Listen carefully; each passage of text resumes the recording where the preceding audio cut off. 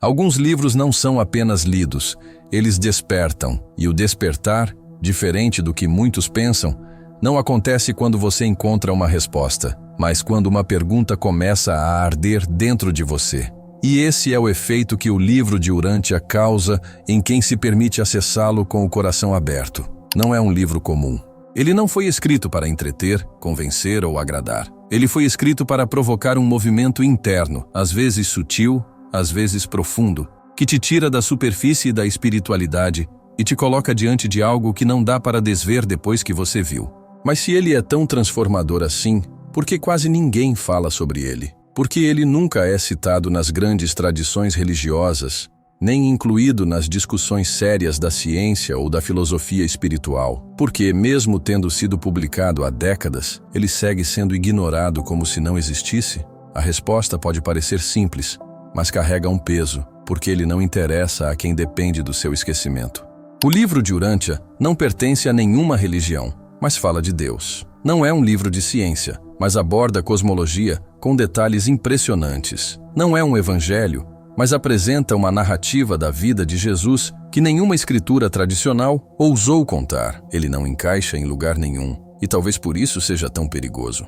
Porque o que ele propõe não é uma nova crença, mas uma nova forma de perceber a existência. Uma forma que não te entrega respostas prontas, mas que te obriga a questionar as estruturas que moldaram tudo o que você chama de espiritualidade até aqui. O livro apareceu pela primeira vez em Chicago, nos Estados Unidos, entre as décadas de 1920 e 1930. Foi publicado oficialmente em 1955 por um grupo de pessoas ligadas ao que hoje é chamado de Urantia Foundation. Mas sua origem é, até hoje, envolta em silêncio. Os autores, seres celestiais. A linguagem, formal, técnica, profunda. A proposta, abrir a mente humana para uma compreensão cósmica da realidade, da vida e do propósito da alma. Só que o conteúdo vai muito além do que se espera. Ele fala de universos organizados em hierarquias de consciência, descreve administrações espirituais, apresenta seres intermediários, explica o que seriam as rebeliões cósmicas e as consequências para planetas como o nosso. Fala de Lúcifer, não como uma figura simbólica ou demoníaca, mas como um ser real que liderou uma insurreição contra o propósito divino. E diz que a Terra, chamada de Urântia, foi um dos mundos afetados por essa ruptura. Essa narrativa, por mais estranha que pareça à primeira vista, carrega algo que ressoa com muita gente em silêncio, porque ela não está tentando te assustar, nem te converter. Ela está apenas te convidando a considerar a possibilidade de que estamos em um universo vivo, inteligente e muito maior do que fomos ensinados a imaginar. Mas aqui está o ponto mais delicado de todos. O livro de Urântia propõe que dentro de cada ser humano habita uma centelha do próprio Deus, um fragmento divino, que o livro chama de ajustador do pensamento, uma presença silenciosa que te orienta para a verdade, que não impõe, que não grita, mas que sussurra no mais íntimo da tua consciência. E essa ideia quebra tudo.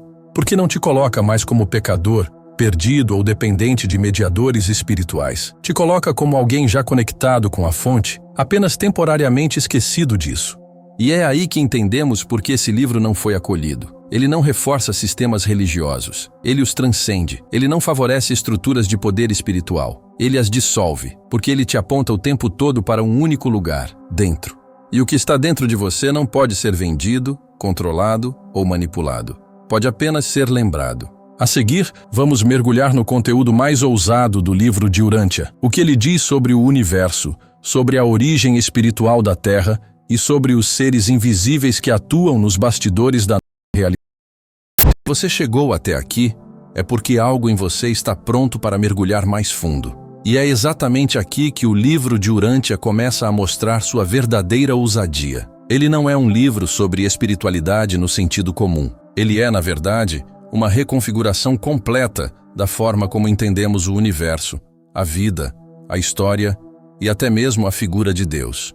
Uma das primeiras coisas que o livro propõe, e que já desafia tudo o que aprendemos, é que o universo é extremamente organizado, consciente e habitado por inúmeras ordens de seres espirituais que atuam nos bastidores da criação. Ele fala de um universo central, chamado Ravona, cercado por 7 super-universos, cada um dividido em constelações, sistemas e planetas habitados por diferentes formas de vida, física e espiritual. E mais, ele descreve que a Terra, chamada de Urântia, está localizada no superuniverso de Orvonton, no setor menor chamado Ensa, dentro da constelação de Norlatiadec, no sistema de Satania. Sim, pode parecer estranho no início, mas quando se lê com atenção, percebe-se que o livro não está tentando te convencer. Ele está oferecendo um mapa cósmico detalhado, não para alimentar fantasia, mas para provocar uma expansão de consciência. Porque se há ordem lá fora, se há uma estrutura viva e inteligente por trás de tudo, então nada está desconectado. Nenhuma existência é aleatória, nem mesmo a nossa. E é nesse contexto que o livro de Urântia apresenta uma das ideias mais impactantes. A Terra foi afetada por uma rebelião espiritual de proporções cósmicas. Segundo o livro, um ser chamado Lúcifer, sim, aquele mesmo nome que foi amplamente distorcido pela tradição religiosa, era um administrador de um sistema de mundos que se rebelou contra a ordem universal. E essa rebelião, ao contrário da narrativa tradicional que coloca Lúcifer como o rei do inferno, é descrita como um ato de arrogância espiritual, uma ruptura com os princípios de cooperação e amor universal. Ele queria autonomia absoluta, rejeitando a soberania divina e plantando a ideia de que cada ser deveria governar a si mesmo sem nenhuma referência maior. Essa ruptura afetou diversos mundos, e Urântia foi um deles, ou seja, nascemos em um planeta espiritualmente isolado, um planeta onde as correntes da verdade foram fragmentadas, onde as comunicações com níveis superiores de consciência foram comprometidas, e onde a evolução espiritual passou a acontecer com mais lentidão, mais dor e mais confusão. E essa talvez seja a chave mais poderosa de todo o livro. Ele não está dizendo que o mal venceu. Ele está dizendo que vivemos as consequências de uma desconexão antiga, mas que essa desconexão pode ser curada quando a consciência desperta. É por isso que o livro de Urântia não é alarmista. Ele não apela para o medo.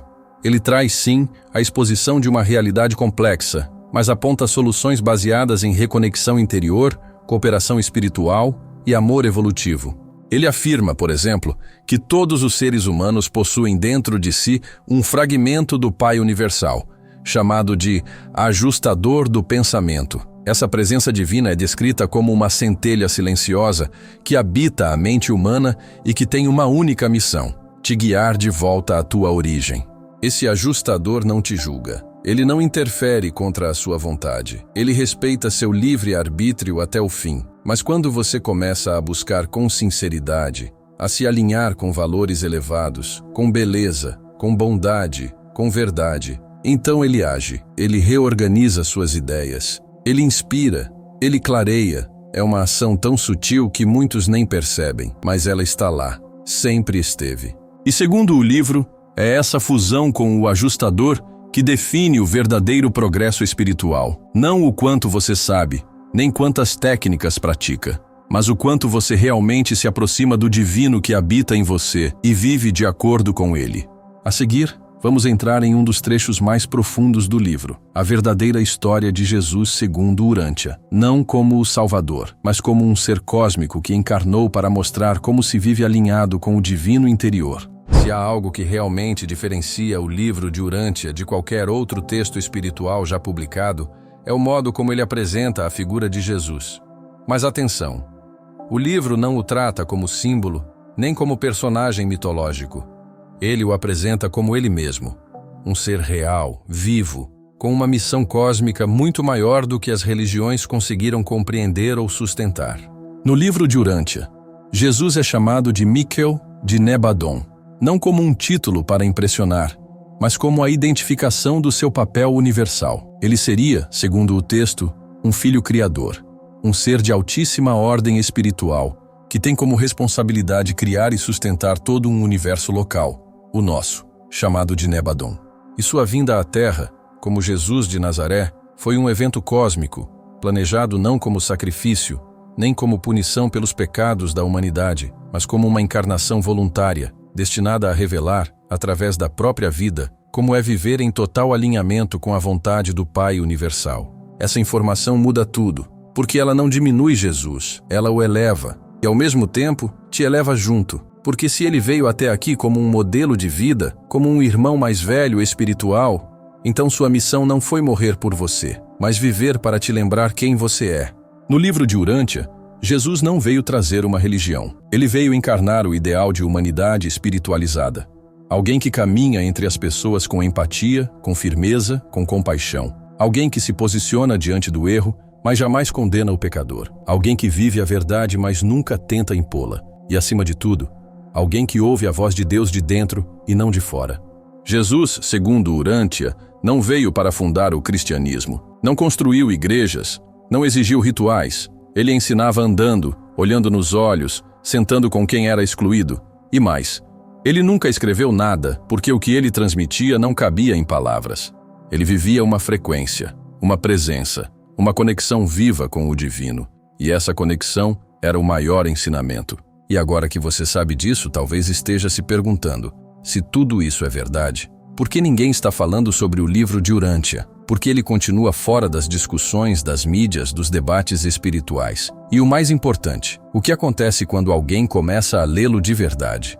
É sobre isso que falaremos na última revelação, porque talvez o silêncio ao redor desse livro não seja apenas esquecimento, mas um reflexo de algo que está, discretamente, começando a despertar. Agora que tudo foi dito, talvez a pergunta mais importante seja: o que acontece quando alguém lê o livro de Urântia de verdade? A resposta, curiosamente, não está no que o livro ensina, mas no que ele desperta. Porque ele não foi escrito para te dar respostas prontas, fórmulas espirituais ou novos dogmas. Ele foi escrito para gerar silêncio, para provocar, para te empurrar para dentro.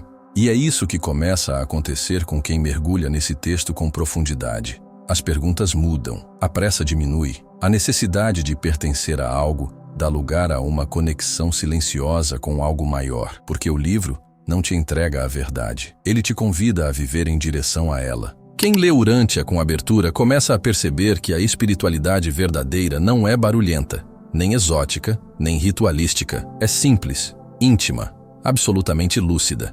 É claro que nem todos vão ressoar com esse livro, e está tudo certo. O próprio texto afirma que nem tudo o que está ali será imediatamente compreendido e que a revelação deve respeitar o tempo da alma. Ele não pede fé cega, não exige concordância. Ele apenas se oferece como um espelho limpo que reflete sua consciência sem distorções, se você tiver coragem de olhar. Mas é exatamente isso que o torna tão poderoso e tão incômodo para alguns. Porque o livro de Urântia não alimenta o ego espiritual, não massageia o buscador que quer títulos e níveis. Ele te coloca num caminho real de crescimento, que exige responsabilidade, entrega, discernimento. E por isso, ele nunca virou moda, nunca virou produto, nunca foi popular, porque ele não se adapta ao mercado da espiritualidade. Ele o transcende. E se algo dentro de você foi tocado, não tenha medo do silêncio que isso traz. Não corra para entender, não tente explicar, apenas permita, porque às vezes, tudo o que a alma precisa é de um lembrete, e às vezes esse lembrete vem disfarçado de um livro ignorado por quase todo mundo, mas impossível de esquecer depois que você o encontra.